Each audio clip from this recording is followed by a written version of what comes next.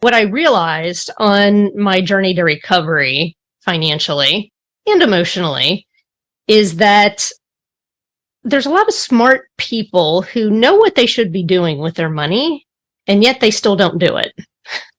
Yep. And I think that's where the shame comes in, is there's this disconnect, because I think 95% of people on the planet would agree that we should spend less money than we make, that we should save money, that we shouldn't get into too much debt. And then we allow our emotions to take over. And then we have all this shame about money.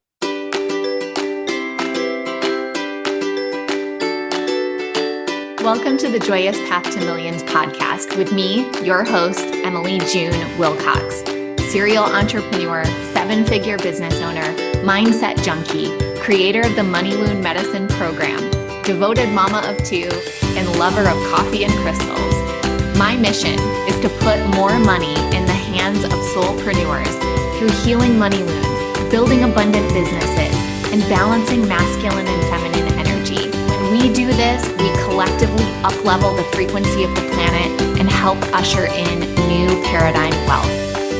Each week, a new episode will air featuring expert advice, live coaching, and guest interviews where we'll dive into honest money conversations and the behind-the-scenes truth of building our aligned fempires. We all deserve a healthy, empowered relationship with money so we can experience more freedom, pleasure, and joy on our joyous path to millions.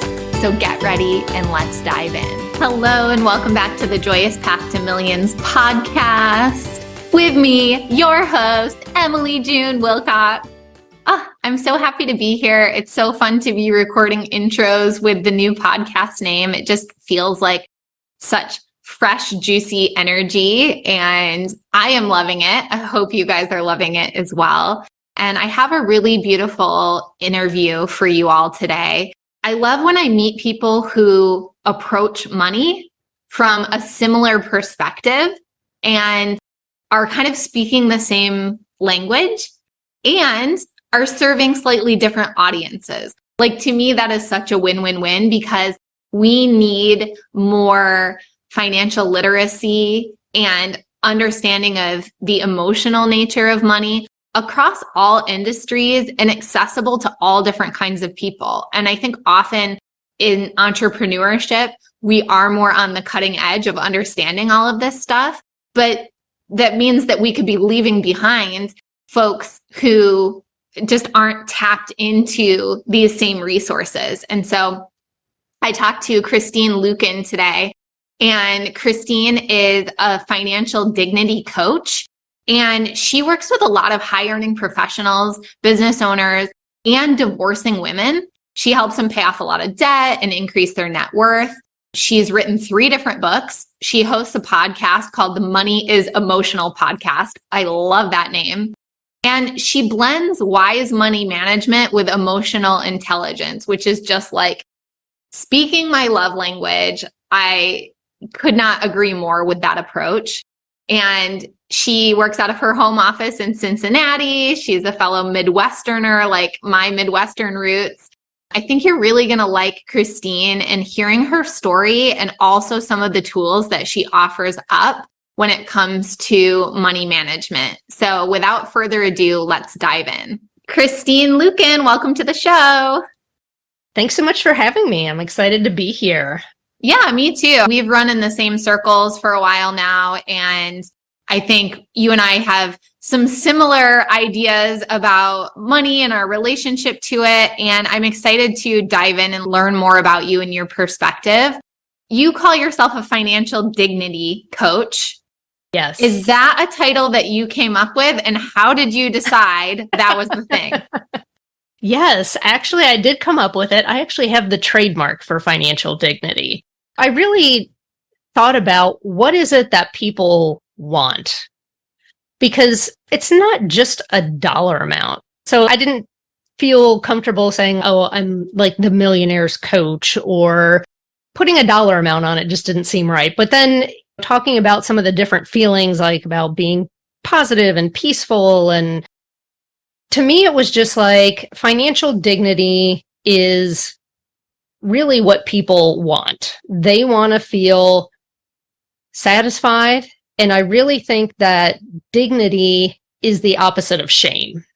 And that's really what people want freedom from, is that money shame. And I know because I have felt it in my past. My story is I crashed and burned financially at age 26, despite having an accounting degree. So I was engaged to a guy who had terrible money habits, and he was in and out of jobs and even in and out of jail. And I thought if I just loved him enough that he would change. And he did. He got worse. So at age 26, I found myself in debt, collectors calling me. I used to joke that if it was possible to have a negative credit score, I probably did. But I think I just found out recently the lowest you can have is like 350. So it was probably like 351.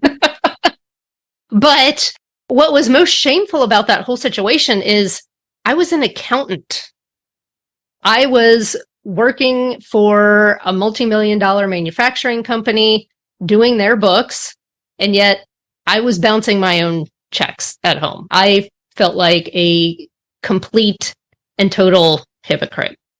And so it wasn't until I got out of that relationship with the help of my family, and I'm telling you, that was not an easy thing to do. I basically had to swallow my pride and say, I need help because I've completely screwed this up. And I think there was also shame around the fact that as I saw a lot of my friends, they were 3, 4, 5 years into their careers. They were starting to have families, get married. They were really starting to establish their finances in their household. And here I was moving back into my parents' house in the spare bedroom in a hole financially. And it sucked. It felt horrible. I'm not going to lie. It didn't feel good. Now, I know that had to happen in order for me to be where I am now. It was like, if I had stayed in that relationship, it was never going to change. But what I realized on my journey to recovery financially and emotionally is that there's a lot of smart people who know what they should be doing with their money, and yet they still don't do it. Yep. And I think that's where the shame comes in, is there's this disconnect because I think 95% of people on the planet would agree that we should spend less money than we make, that we should save money, that we shouldn't get into too much debt. And then we allow our emotions to take over. And then we have all this shame about money. And so I just got really curious about that because back then I hit rock bottom in 2000. So this was a long time ago. But what I noticed was none of the personal finance gurus were talking about the emotional side of money. Yeah. They were just like giving the formulas. Yeah. If you follow these steps, then you will have success. I see that all the time too.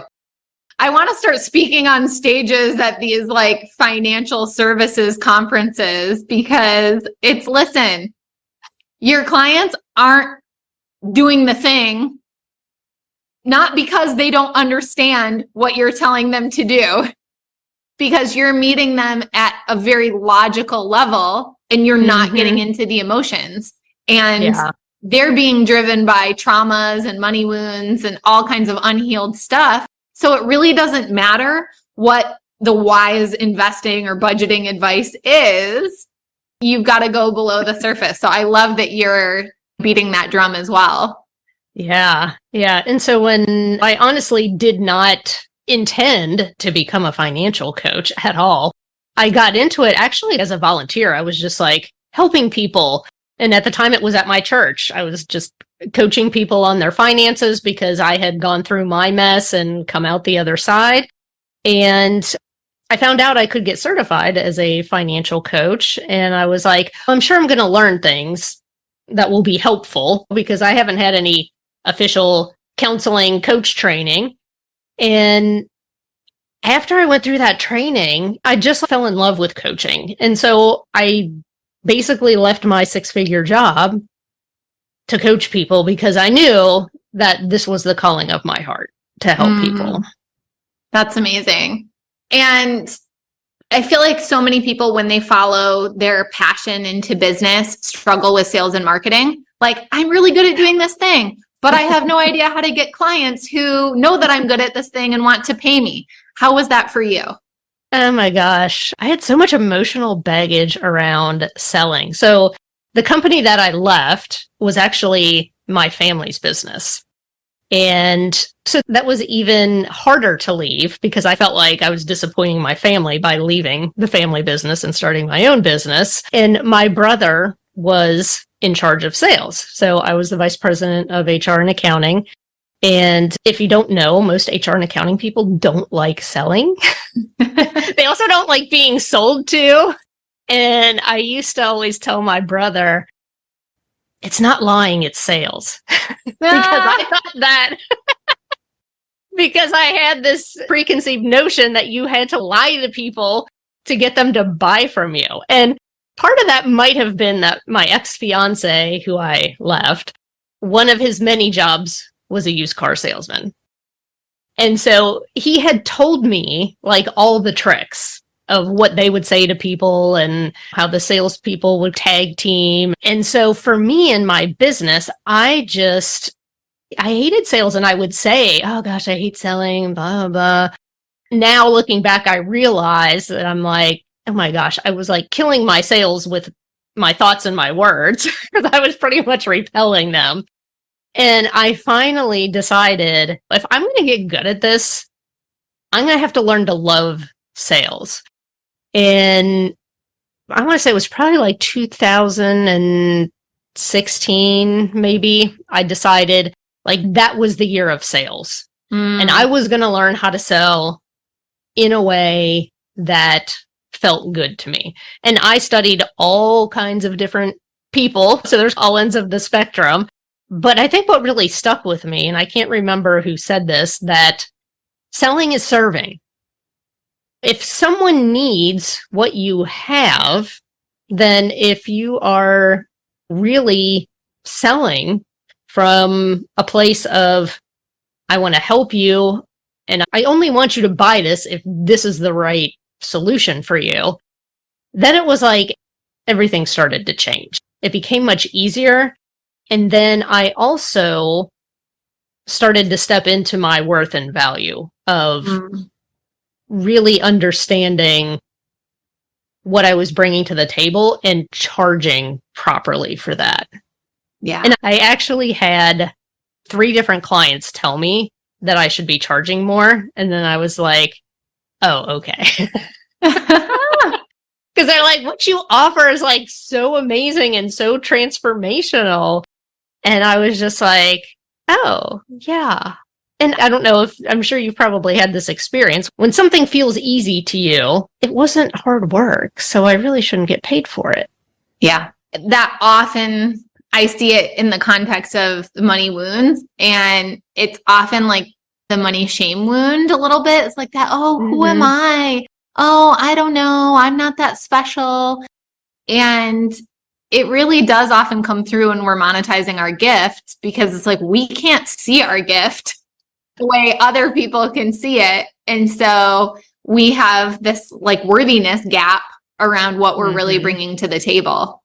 Yeah. And I think that was probably one of the big limiting beliefs that I had, was that making money is hard work.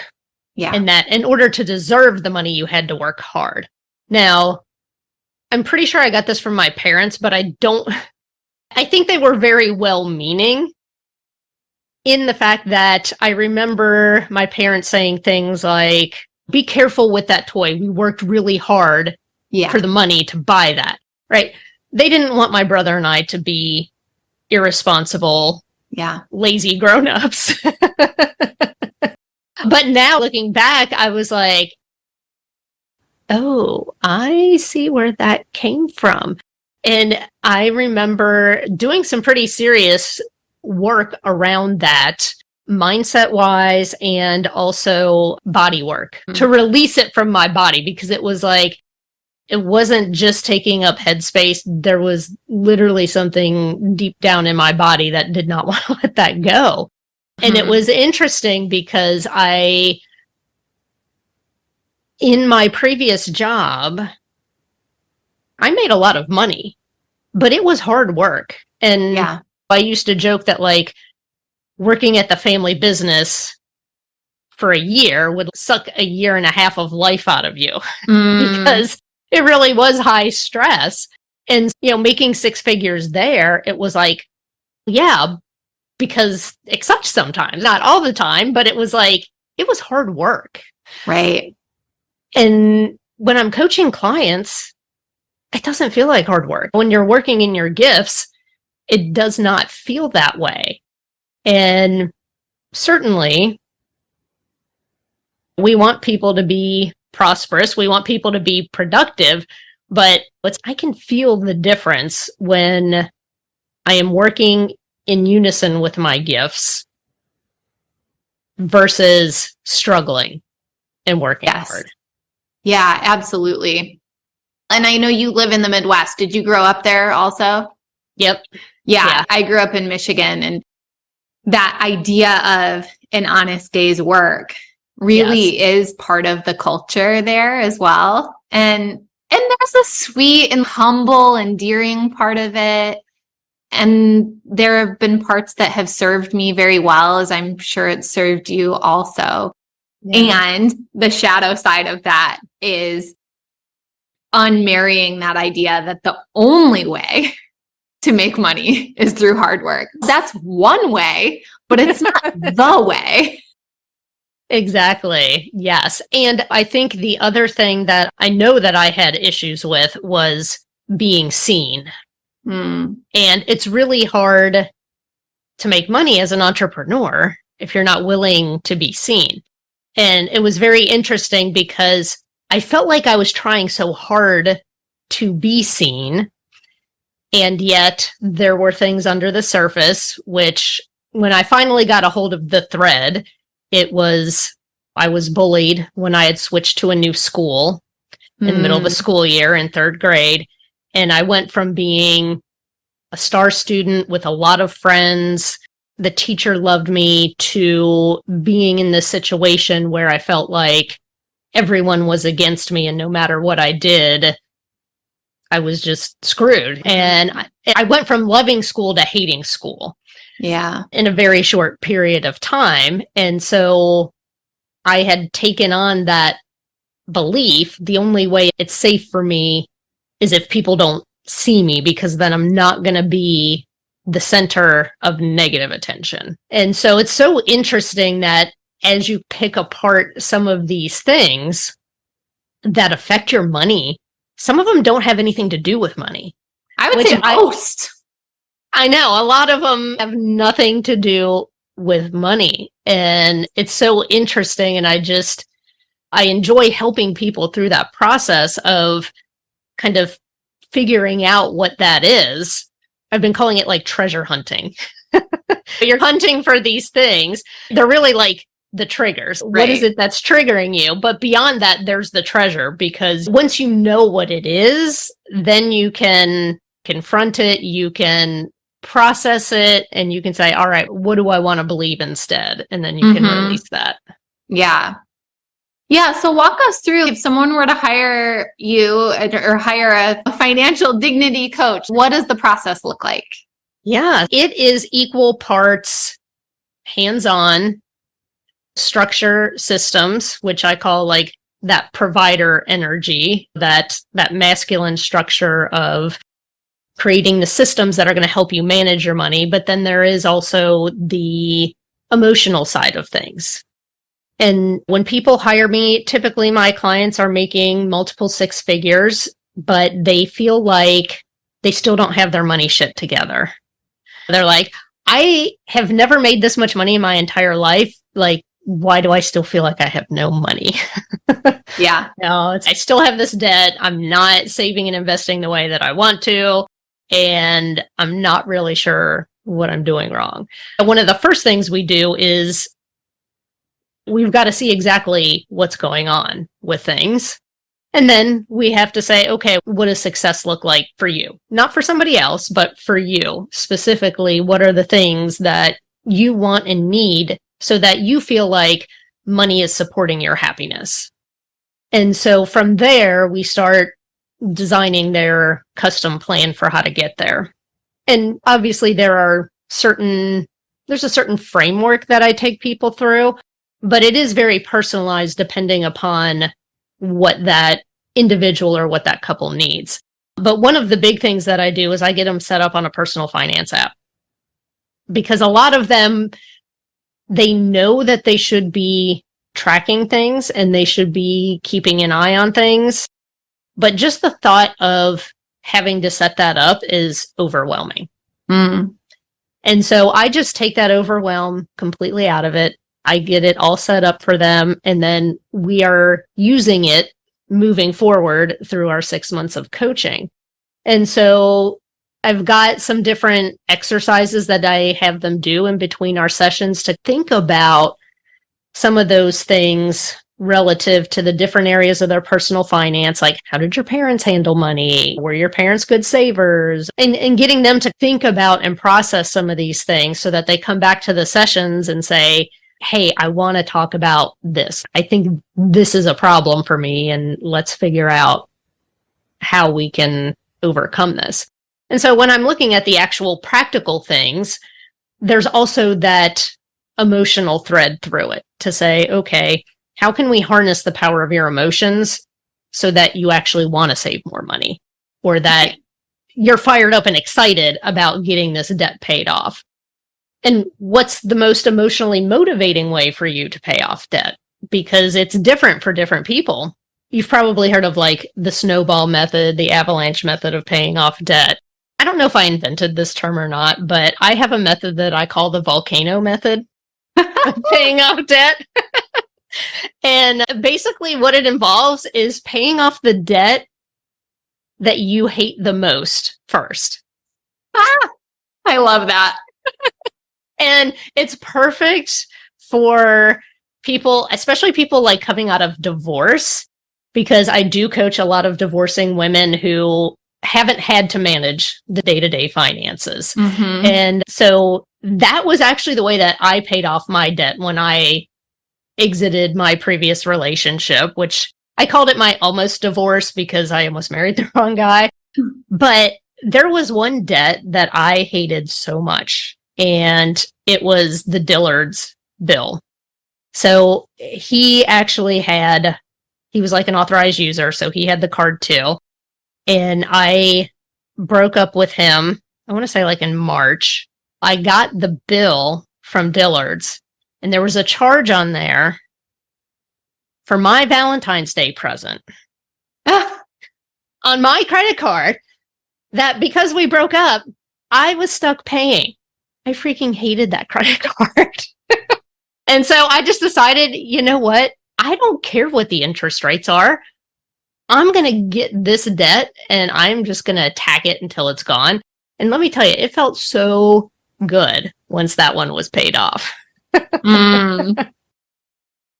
Yeah, I love that method because like it feels like a downstream approach. It feels like you're working with your emotions. And to me, that seems like part of your secret sauce is, rather than just trying to appeal to the logic and saying the interest rate's really higher on this other one, or if we pay off this smallest step first, then it can be a bigger payment towards this next one, which all of that appeals to our logic and reason, but it doesn't touch the emotional charge. You're right. Like, okay, this is the one you hate the most. Great. Let's take all of that energy, because that hate's a really strong emotion. It is. And let's use it for good. Mm-hmm. Let's repurpose that hate for a good cause. Yes. Yeah. And so it doesn't matter if it's positive or negative emotion. We can actually use both of them to fuel the things that we want to accomplish in our finances. Yeah. Have you noticed any, in terms of the charge of the emotion, it's easy to get people as fired up about a dream or a positive thing that they're working towards as it is to channel that I really freaking hate the Dillard's bill. I think it depends on what it is. I talk about in money, there's like these two energies. We have the provider energy, and those are the things like having an emergency fund, paying for insurance for your house, getting a handle on your spending, knowing where everything's going. And then, of course, you have the pleasure energy, and that's the fun stuff. That's the vacation. That's, I want to invest in real estate, and it's the stuff that we get excited about. And using the positive energy for those pleasure goals is really super easy, right? There's an awesome necklace that I want, and it's $7,000. And it's gorgeous, and I really want it. You don't have to get me that excited about saving money for that, right? It's just like, okay, when I get X, Y, and Z, then I'm going to put this much money towards this. And I'm super excited. You don't have to do anything to get me to save for that necklace. But when we're looking at like an emergency fund, but sometimes we can actually use negative emotion to fuel us up for that. So I don't know if you've ever been in a situation where you didn't have an emergency fund, but I distinctly remember life without an emergency fund when I was with my ex. And whenever something happened, like the car broke down, we had to take the cat to the emergency vet, we didn't just have that emergency of dealing with the vet or the car repair. We also had a money emergency on top of it. Yeah. And that felt really shitty. Yeah. So sometimes we can just plug into that and say, remember the last time that your car broke down, the transmission went out, and you had to borrow money from your mom, and she reminded you about it every time you saw her that you still owed her money and how crappy that felt. You know what? If you never want to go there again, then let's set up a plan to get this funded. So when these things happen, we can avoid the negative thing. I like that. Do you have any hard and fast rules around money, or is everything negotiable and customizable based on the client? Yeah, almost everything is open for discussion. There are very few things that I will say, don't ever do this. And the only one that's coming to mind right now is payday lenders. Do not ever borrow money from a payday lender. They're horrible. No, but I have clients who like to gamble. I have clients who collect rare bourbon. I have clients that get Botox. But it's just, to me, it's really about, unless it's illegal, then, and it's so funny because I actually have a line item in their spending plan called bad habits. And I just say, look, I don't care what you spend this on. I don't care what you're drinking, what you're smoking, or if you're gambling. I don't need to know what you're doing with this money, as long as we say, okay, here's the maximum of what we're going to spend on this, and we keep to that. Because it's not my job to go in and judge what people are spending their money on. What my job is to go in there and to help them clarify their values about what is important to them. And then we can say, all right, let's look at where everything's going and see where can we redirect some of this money that's being spent on things that you don't even care about towards these important things that you want to accomplish with your finances. Yeah, that makes a lot of sense. Now, going back to your own personal money story, so you left the family business where you were making a six-figure salary to go out on your own, where it sounds like you were undercharging, didn't love sales, weren't sure how to get clients. Just walk me through that journey. Were you essentially taking a pay cut? Do you know how much you made that first year as an entrepreneur? It was interesting because even though I started my business and I formally left the family business, I still did some accounting work. So I had this cushion, I had this bridge.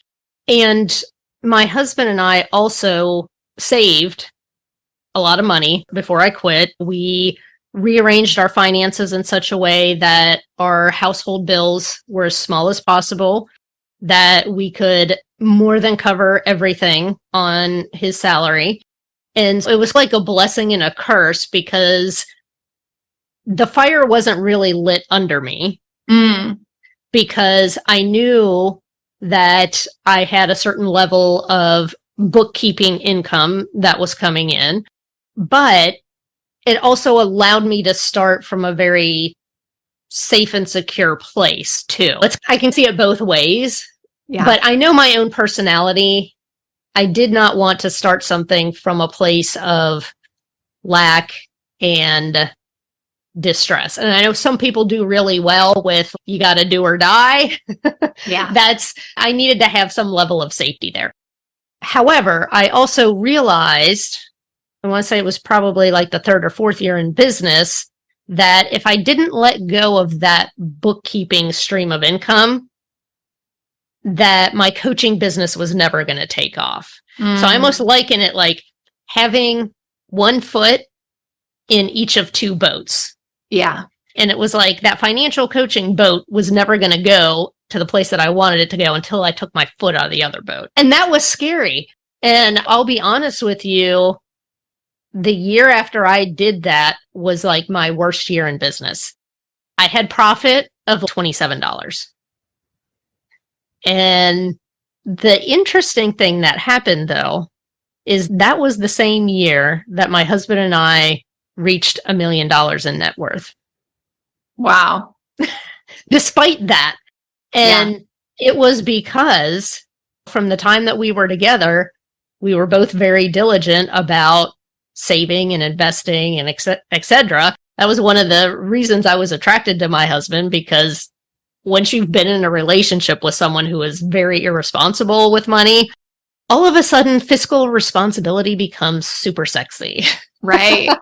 I was like, oh my gosh, you max out your 401k? That's so hot. Tell me more. It was interesting because it was like, in my business, I felt like a failure. And then, but personally, because we had different investments, I still had some ownership in the family business, that we hit $1 million net worth. The very next year was like one of my best years in business. But it was like, I had to let go of that income stream. Yeah. In order for this to go where I wanted it to go. And I'll be honest with you, I was questioning whether or not I should get a job towards the end of that year. Yeah. You know, I was like, because I was one of those people that, because of what I had been through with my ex, I had a high need to contribute. And I never wanted my husband to resent me for not contributing the way that I resented my ex-fiance for not contributing. Yeah. Even though he was not putting that on me, I know that was my own thing. But I think it's important for business owners to know that if you have a crappy year on your 5th year or your 7th year or your 9th year, it does not mean your business is a failure. Right. I totally agree. And usually it just means that you've been around long enough, because like coming into this year, I was talking to a couple friends of mine who are also entrepreneurs, and we were like, this won't be our first recession that we go through as business owners. Yeah. And I know there's some people say it's a recession, some people not, but the truth was we had really only ever been in business when it seemed like everything was just growing. Right. And all of a sudden, inflation catches up. A lot of tech companies are laying off. Things are different economically this year than they have been. And I didn't want to look at it as a bad thing. It was more just, okay, this is a new entrepreneurial adventure. And I think just being one of the things that I've really learned and plugged into is just being grateful for all the money as it comes in. Because I think when you get to big numbers in your net worth, in your income, it can be really easy to just say, oh, we only made X amount this year. I was just talking to an individual who was thinking about hiring me for coaching, and he was like, yeah, we made X amount in our business last year, and then this year my income was only $900,000. And I was like, oh, only 900,000. Yeah. What a sob story. I know. But to him, it felt hard because it was almost twice as much the previous year. And I think we can get really desensitized as the dollars get bigger. And just today, I got a check in the mail from one of those cashback websites. I've got like one of those little browser extensions, and once a quarter they send me a check. It was for like $31. I opened it up and I was like, oh, thank you for the money. It's a small amount of money, but I never want to lose that gratitude for receiving money, no matter how it comes in and no matter what amount it is. Yeah, I love that perspective. So just for everyone listening, because on my podcast, we're so curious about numbers. How much was the bookkeeping business bringing in where you were like afraid to take your foot out of that boat? Do you remember roughly the amount? Yeah, I think it was right about $35,000, $36,000 a year. Okay, so roughly three grand a month. Yeah, it was a nice little chunk of change, and I only had to work about a week to get that. Yeah. So it was only like 1 week out of the month, and that seemed like a pretty darn good exchange. Yeah. Those are always the ones that are the hardest to let go of because you're not miserable. And that's like the golden handcuffs. Talk to anyone who's got golden handcuffs and they'll tell you like why it's cushy and they've been there a long time and they don't have to work that hard and all of these reasons. But there's the opportunity cost because it's still holding them back from doing the thing they really want to do, which was true for you as well. Now you've obviously been all in on your coaching business for a number of years. How much do you make coaching? Yeah, so it's interesting because I've actually, the last 2 years, I've only been 2.5 years, I've only been working part-time. Okay. So I make about $75,000 working part-time, about 20 hours a week. But because of our other business ownership and streams of income, our household income is usually right around $400 to $500 a year. Yeah, that's fantastic. But I've had a lot of responsibilities with the family, and my stepmom passed of cancer, and my dad's in his late 70s, and so I spend a lot of time with him. I go to doctor's appointments with him. He spends a good chunk of the winter down in Florida, and it's so sad that I have to leave the Midwest in the middle of the winter and go spend time with him, usually at least a week to 10 days every month. It's just the sacrifice I have to make. Yeah, a rough life there. Yeah, so it's just, I'm doing what I love. I honestly don't even have to do it anymore because of our investments, but the whole spreading the financial dignity movement. Yeah. That for me, it's even if I didn't get paid any money, I would still do it. That's so beautiful. And it's the sign of a true like purpose-driven business. There's passion. There's that soul mission that makes you want to do it, want to spring out of bed every morning and work with your clients and talk about what you're doing. And I love that there's also a part of you that's, okay, that's really important. And it's so important that I'm able to be there for my aging parents and these other pieces of my life that also really matter to me. Yeah, absolutely. Because to me, I don't want to work 60, 80 hours. I don't even want to work 40 hours. I'm just going to be honest with you. Same. I'll be 50 at the end of this year. And it's, you know what? I think I can do this part-time semi-retirement thing for another 30 years. Yeah. And I don't know about you, but what I find is that I've got a solid 20 hours, maybe 25 hours a week where I'm really on point. I'm really doing good stuff. If I try to go beyond that, it ends up me doing stuff that really my assistant should be doing, or it's just the bullshit busy work that doesn't really move the needle anyway. Yes, you're playing around on social media, you're messing around with graphics, or you're tweaking things on your website, and then you're just like, what the hell am I doing? Yeah, why did I just spend 5 hours doing this? Oh, yeah. Yeah, totally get it. But it's hard when you feel like you're responsible for everything, even if you have help. So it's definitely a different perspective than working in a company. It is. Yeah, I think you always feel like there's more to do. And so recognizing it and just having a purpose that's bigger than just growing the business is really helpful. So for folks that are listening and want to connect with you and want to be part of the financial dignity movement, what are some resources that you have for them? Yeah, my website, which is my name, ChristineLuken.com. There's a ton of resources on there. There's a link to my podcast, which is called the Money is Emotional podcast, which you are going to be a guest very soon, which is exciting.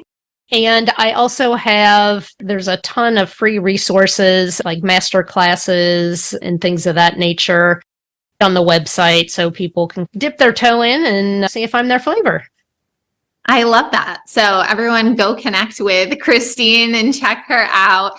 Before we go, I'd love to hear what for you is your definition of the joyous path to millions? Oh, for me, I think it's really being of service, understanding what our gifts are and plugging into those. And to me, that's really where it's at, because it has been so interesting that I always expected that my greatest amount of compensation would come directly through my coaching business, but it hasn't.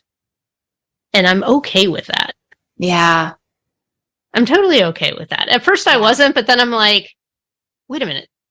This income stream over here, I literally have to do nothing for. Nothing. Right.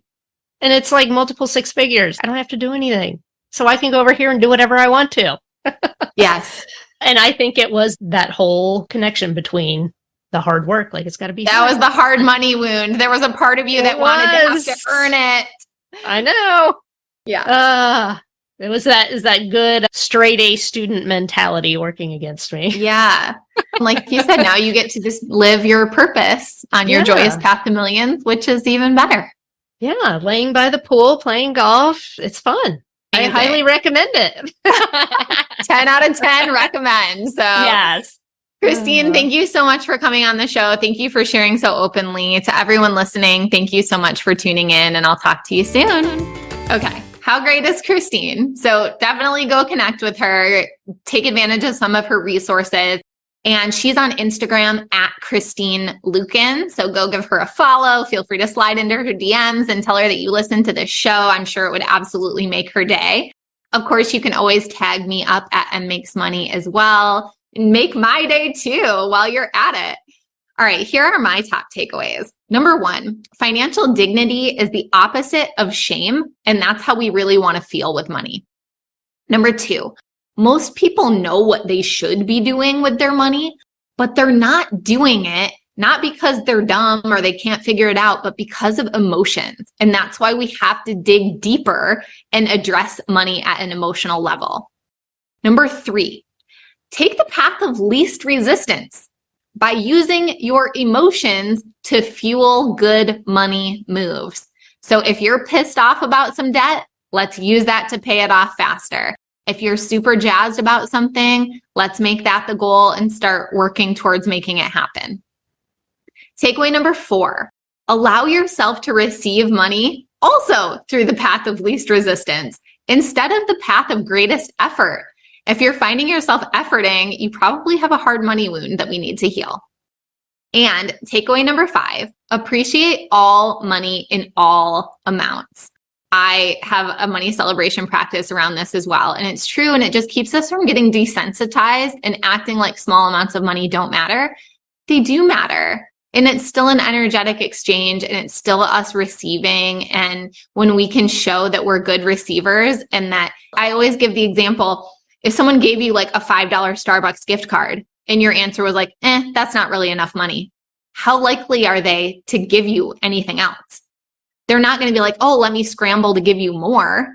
They're probably going to save their gifts for someone who's more appreciative next time. And that's how universe is as well. Like if it's a smaller amount and we celebrate it and we're so grateful and appreciative of what's been given to us, then we're more likely to receive more, because it's fun for the giver to give to those who appreciate and receive the best.